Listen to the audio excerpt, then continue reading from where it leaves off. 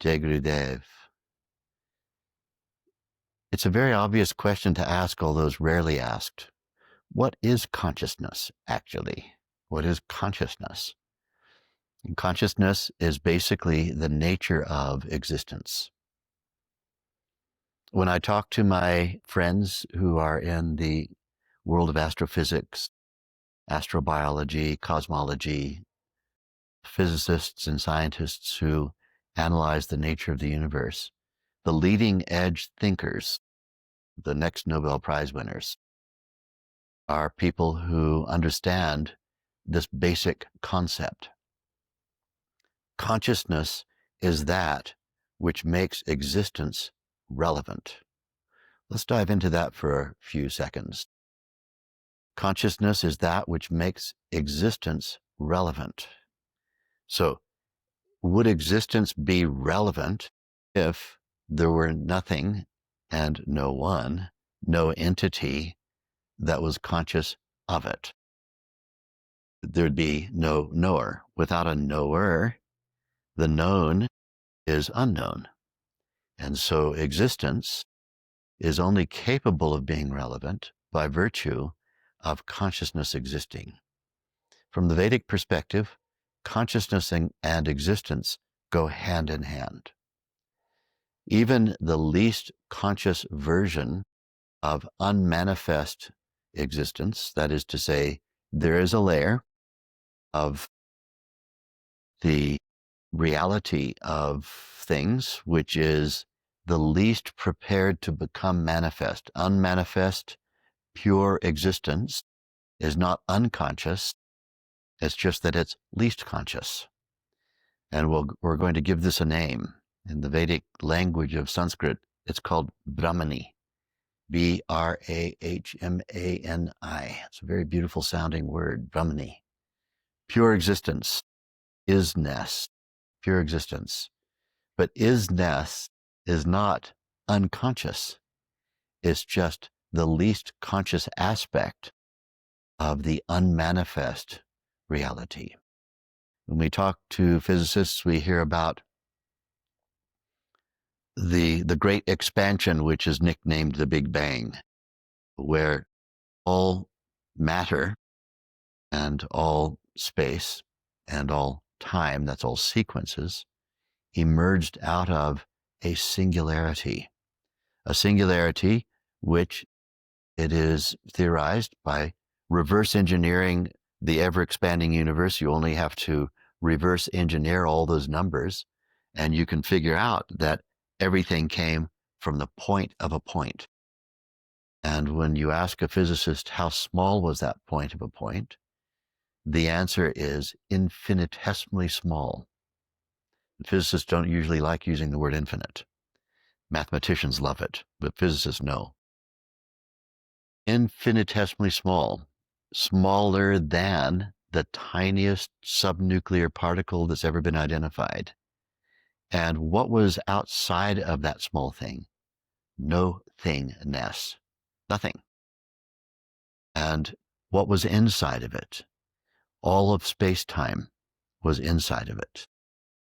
And when all of space-time is inside of a thing, and it suddenly expands relative to itself, it expands, then you have what we call the Big Bang.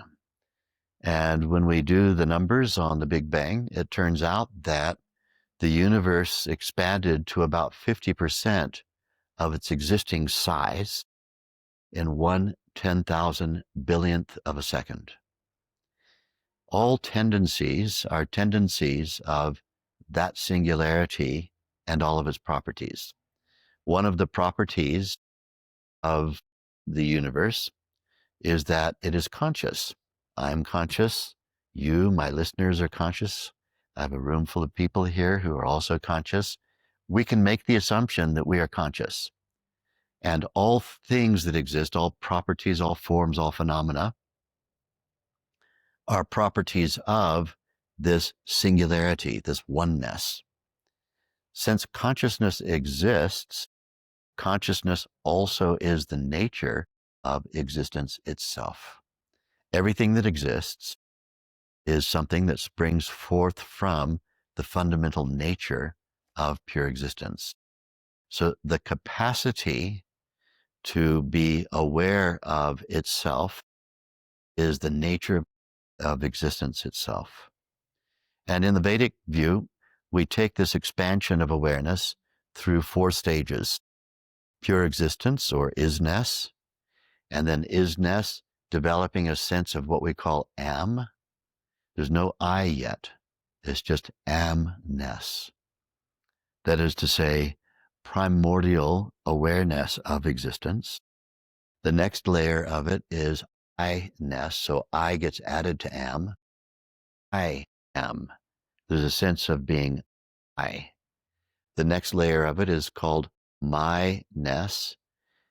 If I am, what am I? What are my qualities? What's my potential? Is-ness, Am-ness, I-ness, My-ness. Existence progressively becoming more and more conscious. First of all, recognizing its existence, then moving into a sense of I, and then moving into identification of potential qualities. And from there, we get the Big Bang. We get the question, which the question is, if I identify myself as one is a comparative statement. I am one. It begs the question, compared with what? Compared with non-one? Compared with many? I am one. May I be many? And that's when the boom happens. So the many is the diversity that emerges out of the oneness.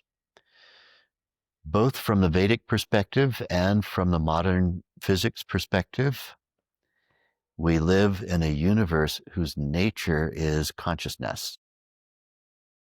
This is relatively newly accepted in the world of physics. For those of you who would love to dive a little bit more deeply into this subject, I can recommend the YouTube lectures given by 2 professors. One of them is Sarah Imari Walker. Sarah spelled without an H, S-A-R-A. Middle name I-M-A-R-I. Last name Walker, as in the one who walks. Professor of astrobiology and astrophysics at Arizona State University. And she's recently written books on the subject of what's called assembly theory, how it is that the universe assembles itself, how consciousness has a trait that's recognizable in the physics world. Evolution, according to Professor Walker, is not merely a biological thing. It is a physics tendency.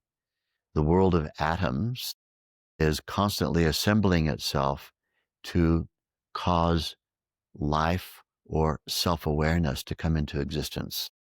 We live in a bio-friendly universe. This is the latest thinking in the world of physics and astrobiology. Another great physicist from University of California at Santa Cruz, Federico Faggin.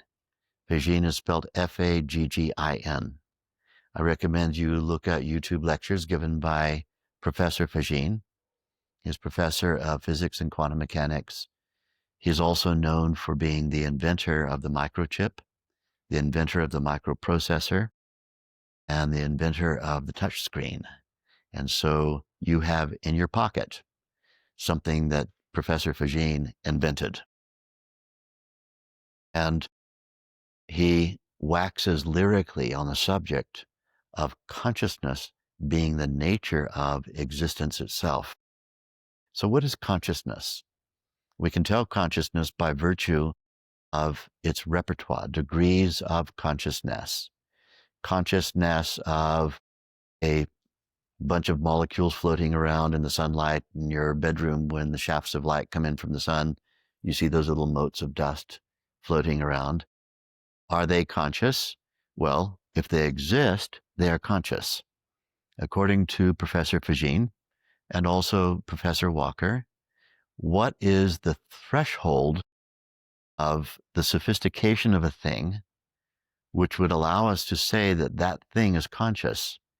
And their answer is unified, and they're not the only ones. There are dozens of other physicists who would say the same thing. The threshold of sophistication of a thing to qualify as being conscious is one word: existence. If a thing exists, then to some extent or another, it is conscious. And so degrees of consciousness are able to be identified by repertoire. What is the repertoire? Capability, spectrum of responses to other things. So when we see a sunflower using phototropism to follow the sun across the sky and maximize its sun exposure, then phototropism is one of those aspects. We can say that sunflower is conscious. Can the sunflower give a lecture or make toast for you or something? No, it's not within its repertoire to do that. It has a repertoire. The repertoire of the sunflower is greater than the repertoire of a flower that doesn't have phototropism as one of its responsive qualities. The repertoire of what we would refer to as a biologic system.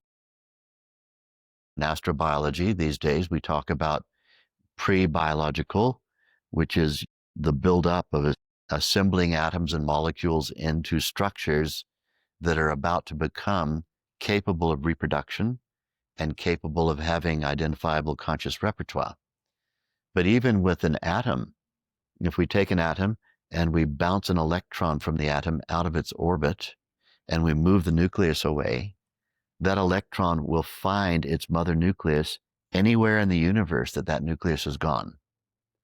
This is a response to stimuli, an identification of home place, and so on. Even atoms behave in ways that demonstrate a repertoire of responses to stimuli.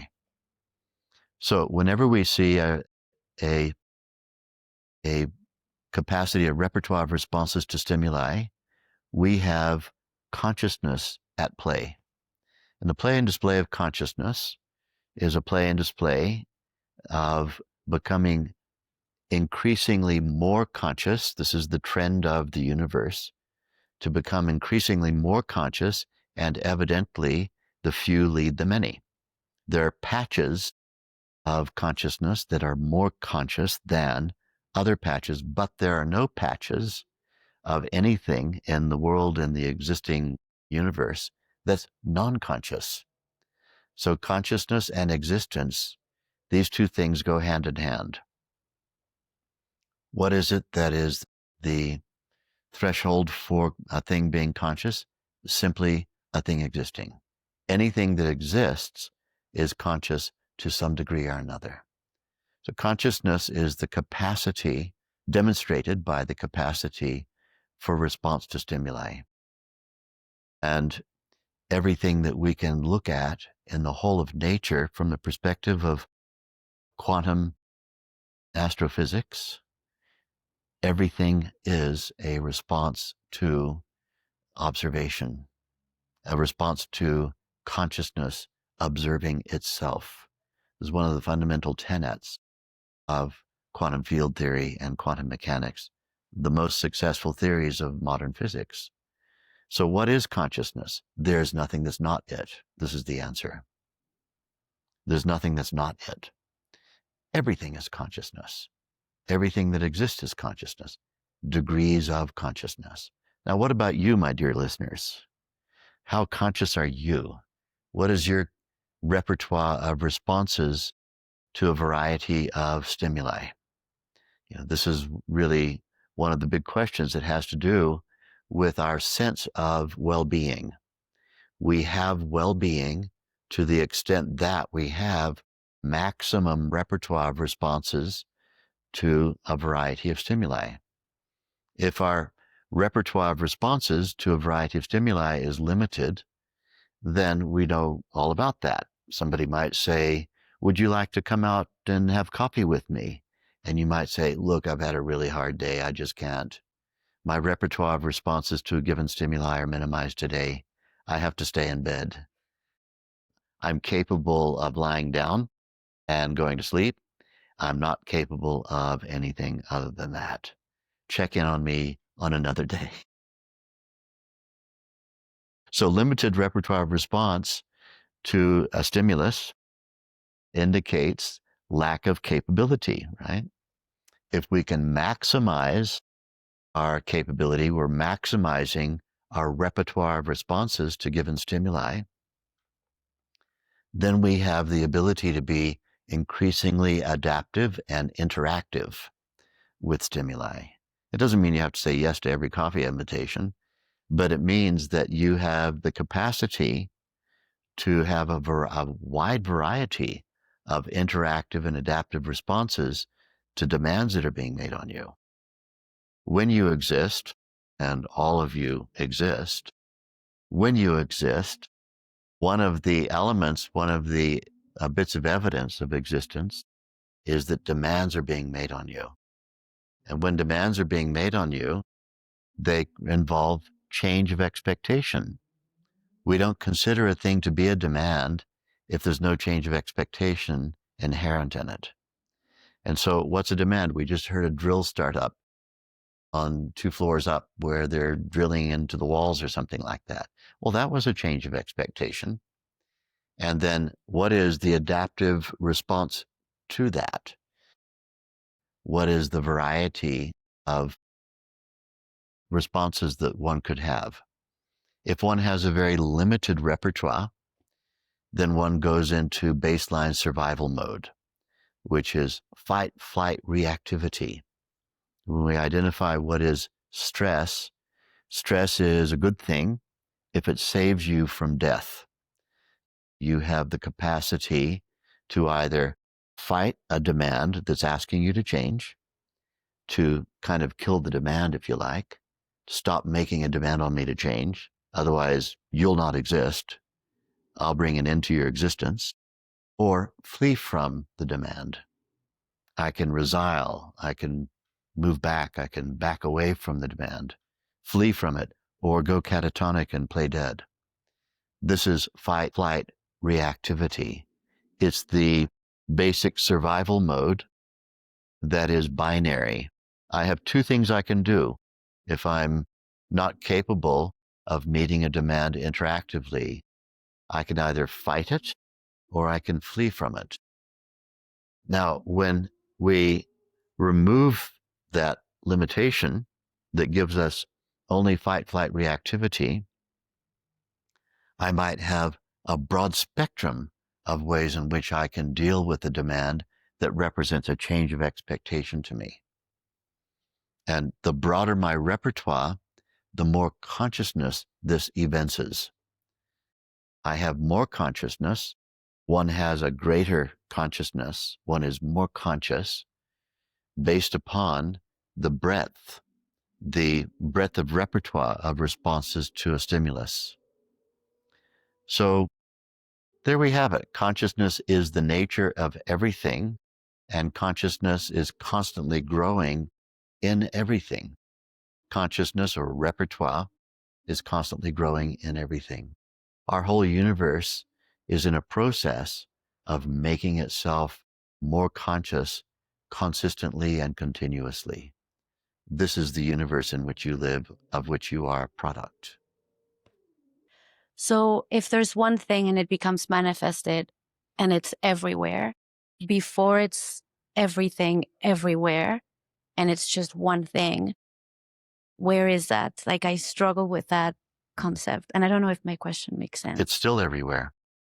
The everywhereness is all inside of it, and it simply gets bigger relative to itself.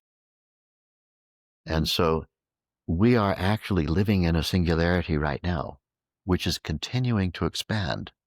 The outer edges of the universe in which we live, the space that all the galaxies are floating in, that space itself is still expanding. And although nothing can move through space faster or even approaching the speed of light, the space itself is stretching faster than the speed of light. The outer edges of the visible universe, the galaxies, the pulsars, the quasars, and other stellar objects that are out on the edge, some of them are vanishing from our telescopes because they're moving away from us faster than the speed of light, because the space that's carrying them is itself expanding faster than the speed of light on its periphery.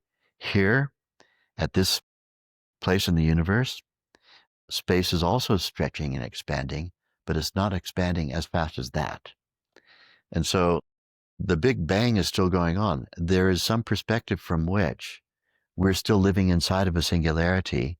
It's just that relative to itself, it's getting larger. How big is big? Well, how tiny is tiny? Compared with what?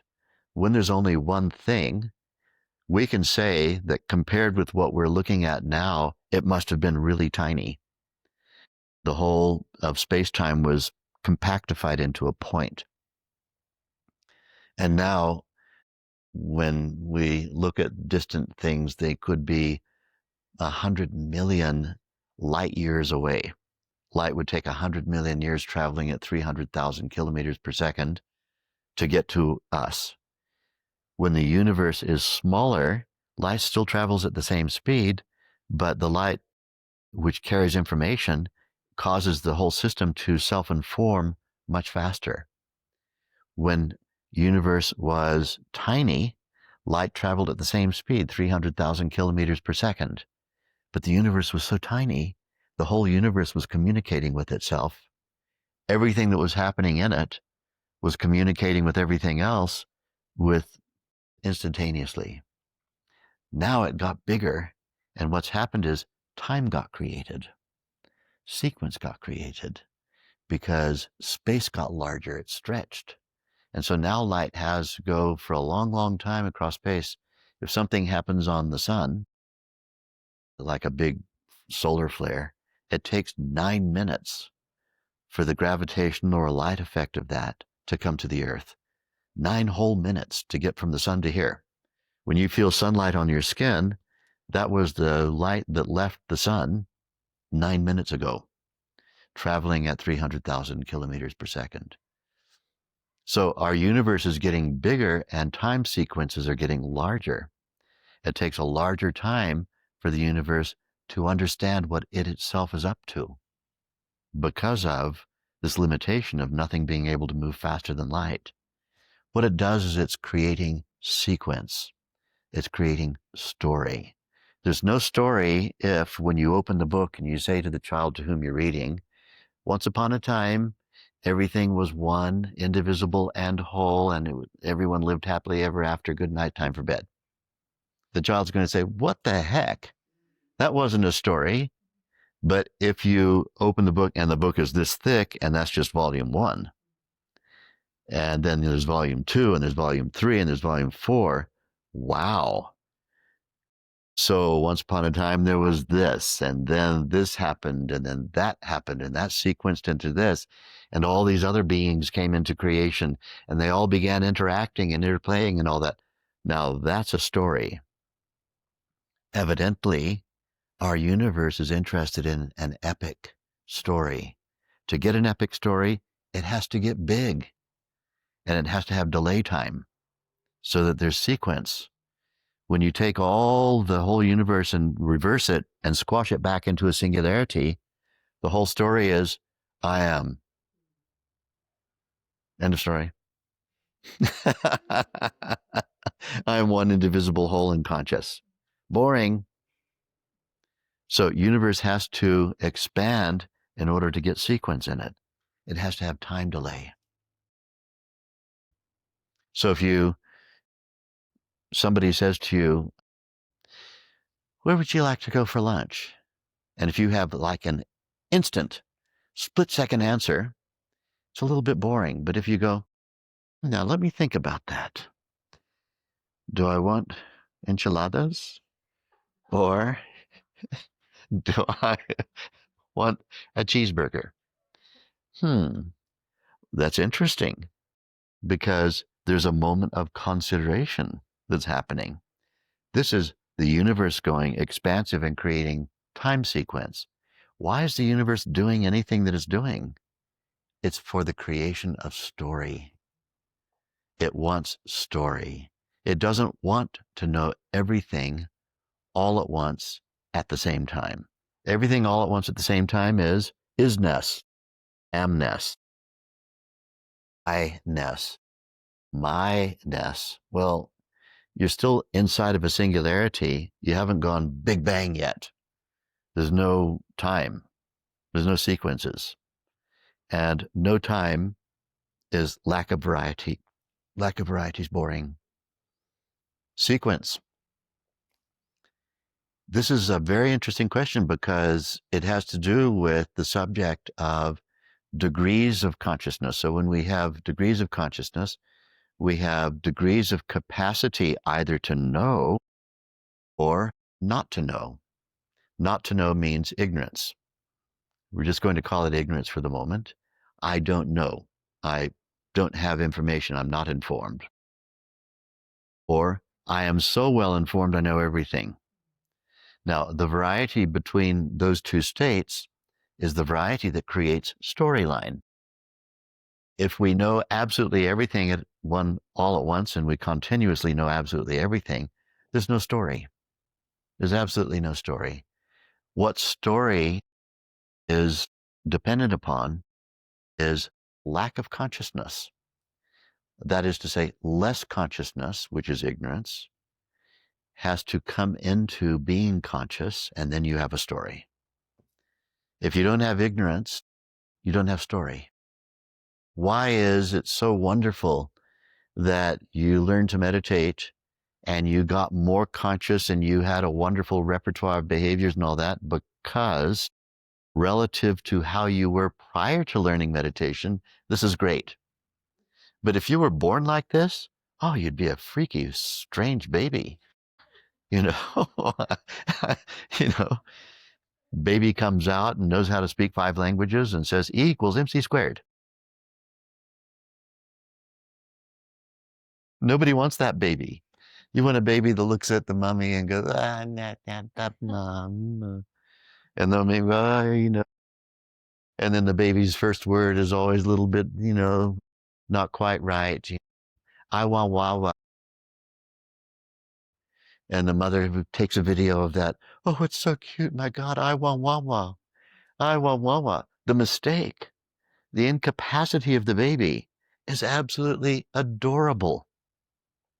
An adorable, incapable being. So lovable because we can see that one day that might be, I don't know, it could be anything, a chef or an astrobiologist or whatever. Starts off with I want wawa. We celebrate mistaken speech. And so the range of creative intelligence from less conscious, less capable, lower repertoire to increasingly more, increasingly greater repertoire. In the Vedic worldview, the most enlightened people have a tool, and their tool is not consciousness. It's a fascinating subject. Their tool is the capacity to turn the consciousness down, to become less conscious at will. This is what's referred to as Lesha Vidya. Lesha Vidya means the faint remains of ignorance, the capacity to not know. It's kind of fun not knowing. When you have capacity to know, I was saying this last night in one of my lectures, everybody has these auxiliary brains now, your phone. And you probably have access to AI and Google search or other kinds of searches, Anthropic or any of those search machines. You can find out just about anything about anybody, anytime within seconds. But isn't it fun not to know? You sit around with each other and somebody goes, who was the producer of that movie? And then if one of you says, let's just not know for a little while, because We've all seen the movie. We all know the one that we're talking about. Let's see if these brains work, rather than making the brain lazy and defaulting to an AI search, which can tell you instantaneously whatever you want to know with a degree of accuracy, not always 100%. It also makes mistakes and has hallucinations. But not knowing, it's like not knowing is a beautiful, ticklish thing. And it actually creates texture in life, and it creates context, and it creates contrast. All of these things are the elements of story, not knowing. If you're reading a beautiful epic, I don't recommend that you close the book, go into AI, and say, please give me a summary of this whole story, what the storyline is, and how does it end? And what happens to this character who's my favorite character? Well, it'll tell you in 5 paragraphs, and that's just spoiled the story. So you don't get to participate in the sequencing, the genius sequencing of the story. And so existence relies upon degrees of knowing and not knowing, and the play and interplay between them. The knowing and the not knowing. The play and the interplay between knowing and not knowing. Knowing absolutely everything, boring. Not knowing anything, also boring. Getting the right mix, perfect. So this is the very fascinating story of consciousness in play. In order for there to be a play, there has to be a blend of ignorance and consciousness, a blend of less conscious and more conscious. When you have that perfect blend, you have sequence, and sequence is fascinating. Universe is fascinated with itself, and it plays by virtue of creating this sense of non-oneness, which we call other, non-oneness with revelation of oneness. You're really me, aren't you? And that's what happens when we fall in love with somebody, which is one of the most fascinating experiences. You fall in love with somebody. And what are you falling in love with? You're falling in love with yourself. Everything you love about them are the things that you love about yourself. You like the same candy as me. Oh, fantastic. You like the same movie as me. Fantastic. We both like the same movie stars. Fantastic. We both like riding in the same car. Fantastic. We both like, what are you loving? You're loving yourself in another person's body. You know, but you don't want to stand in front of a mirror winking at yourself all day.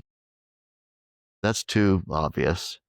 So you like to get that selfiness inside of somebody else who has a bit of variety. They have a bit of non-self going on, but mostly you. They have mostly you going on. If they have mostly you going on, oh, I'm in love with you. I'm in love with me in you. This is the great masquerade of our universe, is creating this concept of other so that we can find ways of relating to other, which is the self relating to the self. It's the self relating to the self. The whole program of the universe is a program of consciousness playing a game of self-discovery. That's what the whole universe is up to. Consciousness playing a game of self-discovery. This is a question I've sometimes been asked, and I would love your answer. So is more consciousness and more repertoire necessarily better? Because with more consciousness also, it can also bring more destruction, faster destruction. And so people often compare animal consciousness with humans. They have less repertoire, but also less possibility of destruction and violence. So I would love your thoughts on this. When I saw the other day a dog killing a cat, which I saw, there was a dog killing a cat, grabbed the cat by the neck, somebody's pet, broke its neck, swung it around everywhere, tossed it to the ground, and then after killing the cat, just walked away totally indifferent, licking its chops. That dog was somebody's pet. That cat was somebody's pet. And we're always saying, oh, the animals, they don't have violence. They have teeth. Like, those teeth are designed for killing. And killing is in their nature. It's in their nature. So the idea that somehow they're better off than us because mostly we think about animals as our little cutesy pets. We do the killing for them and provide the carnivorous material that they get to eat in a very peaceful fashion so they don't ever have to go hunting and we don't ever see any of it. But we humans have created that kind of animal. That's a human created animal. That's not actually the animal kingdom. The animal kingdom, by and large, is far more violent than the human kingdom. From the bacteria all the way up to the big carnivores, they're all in the process of killing each other or escaping from killing. Some of them are plant-eating animals that are really kind of like plants with legs that the carnivores love to devour. And they have a repertoire of functions, which is to stay away from the carnivores and defend themselves from them. And the carnivores have a programmed instinct to kill everything that it can possibly eat. But from the comfort of our homes, sometimes we look at our pets and think, oh, they're so cutesy-wootsy. They don't ever want to do anything or kill anybody. Oh, yes, they do.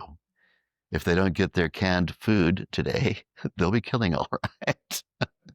So, repertoire. Repertoire should also include capacity to zoom in and out of how conscious you are. Let's think about content versus context. This is a really fascinating subject. So when you go to somebody who has greater knowledge than you, let's say you go to a therapist, you have a problem and you need to get some perspective on your problem. And there's been some sociological upset or some individual internal turmoil. What does a therapist do? The therapist listens to your content, the content of your consciousness as it is today. They can see where the contextual boundaries are. You're seeing within this range, or perhaps this time context. And now the job of the therapist is to make the context larger, to increase the span of time in which you are seeing an event. So an event is content. And what is the context in which, what are the bookmarks? What are not the bookmarks, the bookends, the bookends of this content. If you can expand the context, you can take the time perspective and make it larger, then that person can contextualize their content. And when we contextualize content, we have a thing called perspective. We gain perspective on a thing. Perspective means a greater vision, a greater capacity, a greater vision.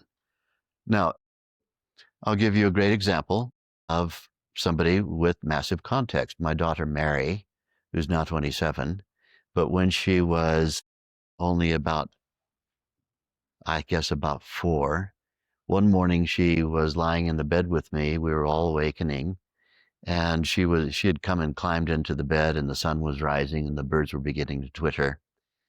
And she was lying there and she says, all the birds are singing. I was half asleep lying on the bed. All the birds are singing. And I thought, oh, so lovely. She's so poetic. And she said, the sun is streaming in through the window. And I thought, oh, even more poetic. I was half asleep listening to this.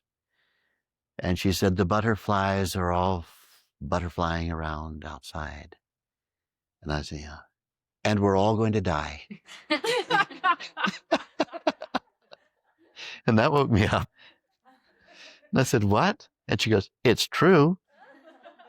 She said, that's all that anything's doing. All the butterflies are dying, all the birds are dying, all the people are dying, and we're all dying. We think we're lying here enjoying all this stuff, but actually what we're doing is we're dying. And I thought, this girl's going a long way. And I said, well, that's a bit of a gloomy way of looking at things. She goes, no, it's not. It's the only thing that's happening. Dying. Everything is dying. And I said, well, okay, what about the sun? She goes, it's dying. Sun's dying. Tommy told me. Tommy's her older brother. Sun is dying. What about the universe? Universe dying. Everything's dying. So if you get your context really big, really giant, then, and you don't have the ability to move around inside. So what we want is, we want the ability to have mobile contextualization. If somebody says, I love you, you're the sweetest, most beautiful thing I've ever seen, and you're gazing in each other's eyes, and your response is, yeah, but we're all dying, I'm going to put it to you that you're missing the moment. You have to squeeze in that time context, get inside that moment, and really get into the love. In order to harvest it, you've got to get away from, yeah, but the whole universe is going to expand into a vast coldness. And so too much consciousness can also be problematic, which we have to have the ability to change our context. Change the context. And with reference to what? One thing, enjoyment. If you're not enjoying, that's when you go to somebody who's supposed to be wiser than you, some guru, some therapist, somebody, some teacher, some relative, some auntie or some uncle or some kid. Could be a kid, or it could be your little cat that you feed meat to. And get some kind of change of context. Context may become more relevant if you squeeze it in, or it could be more relevant if you expand it. What does the moment call for? What is the need of the time? In order to harvest the maximum potential of a moment, do we want to bring the walls in and dive into just what's happening in that 5 seconds or that 5 minutes? Or do we want to go all the way out here? And it all depends on what is going to bring the greatest capacity of enjoyment of the storyline. That's really what it's all about. It's what everything's about. So what is problematic is stasis. That means you're stuck out here or you're stuck in here. Being stuck and not having contextual mobility, that's problematic in life. We need to have mobile context. We have to have mobility of context. And then we can be highly relevant to a 1-minute epoch of time, or we can be relevant with regard to the play and display of everything. Being stuck out here, very problematic. You know, like someone comes to you and says, your brother just died.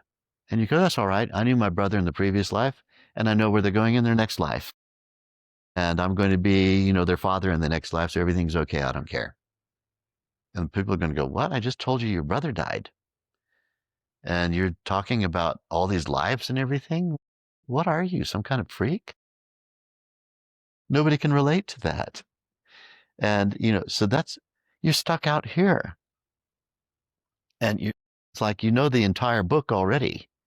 If you know the entire book from cover to cover, that's not a story for you anymore. There's no sequence. Enjoyment of life, we have to have contextual mobility. That's the secret of life, contextual mobility. And to get that, we have to have the capacity to expand. When we have the capacity to expand, we have also the capacity to contract. We can expand and contract at will. Having that ability is the ability of enlightenment. That's what enlightenment actually is. It's not you're stuck out here in maximum expanded context. Also too boring. We want mobility.